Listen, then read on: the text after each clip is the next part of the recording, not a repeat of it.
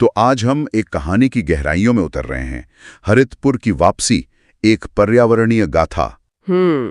हरितपुर, जैसा नाम से ही जाहिर है, एक गांव जो कभी बहुत हरा भरा था। बिल्कुल।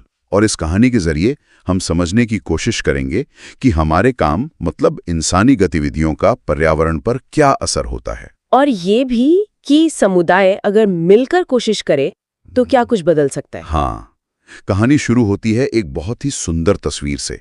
हरितपुर एकदम हरा भरा, पेड़ पौधे, फूलों की महक, चिड़ियों की चहचहाहट, बच्चे पेड़ों की छांव में खेल रहे हैं, बड़े आराम कर रहे हैं। एक शांत सुखद माहौल। हाँ बिल्कुल। लेकिन फिर कहानी में एक मोड़ आता है। जी, जब कुछ गांव वालों ने सोचा कि पेड़ काटकर इमारतें बना लेते हैं। पैसा कमाने के लिए एक शॉर्टकट शायद। हाँ, तात्कालिक लाभ। पर कहानी ये बहुत साफ दिखाती है कि इसके नतीजे कितने गंभीर हुए। क्या हुआ फिर? सबसे पहले तो वो पक्षी चले गए, उनका घर ही उजड़ गया। जाहिर है, पेड़ नहीं तो घर कहाँ। फिर गर्मी बढ़ने लगी, छांव कम हो गई, बारिश भी कम हो गई। और जमीन बंजर होने लगी धीरे धीरे, बच्चों के खेलने की जगहें चली गईं। ये तो एक के बाद एक मुसीबतें हुई। बिल्कुल। और यही बात खत्म नहीं हुई, पानी की कमी। अच्छा। हाँ, और फिर बीमारियां भी फैलने लगीं। ये सब एक दूसरे से जुड़ा हुआ था, एक तरह का क्या कहते हैं, इकोलॉजिकल कोलैप्स। मतलब एक पूरी चेन रिएक्शन। बिल्कुल। और ऐसे में फिर उम्मीद कैसे जगी? ये बड़ा दिलचस्प है।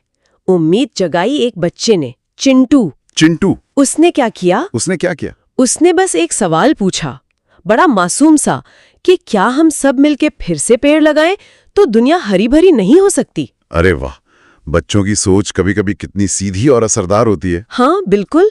और ये दिखाता है कि कैसे एक साधारण सा विचार, खासकर एक बच्चे का, पूरे समुदाय को उनकी गलती का एहसास करा सकता है। पर क्या गांव वाले मान गए?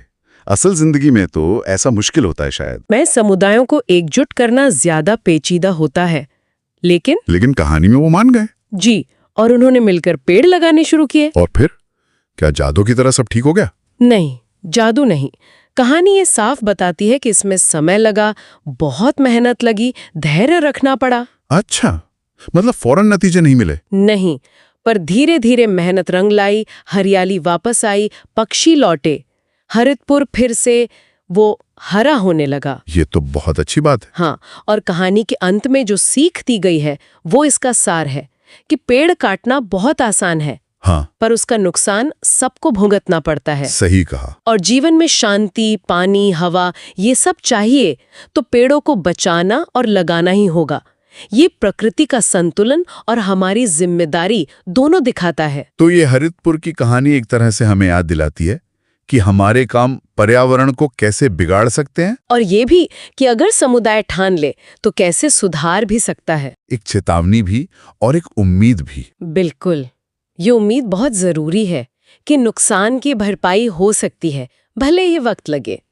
ये दिखाता है कि प्रकृति में भी खुद को ठीक करने की ताकत है, अगर हम उसे मौका दें। सही बात है। कहानी ये तो दिखाती है कि सामूहिक कार्रवाई से बिगड़ी बात बन सकती है। जी। पर एक सवाल मन में आता है, ऐसी नौबत आए ही क्यों? मतलब वो कौन सी समझ या बदलाव हो सकते हैं समाज में या हम में, जो हमें शुरुआत में ही ऐसे रास्ते पर जाने से रोक दें, ताकि किसी हरितपुर को अपनी हरियाली खोनी ही ना पड़े।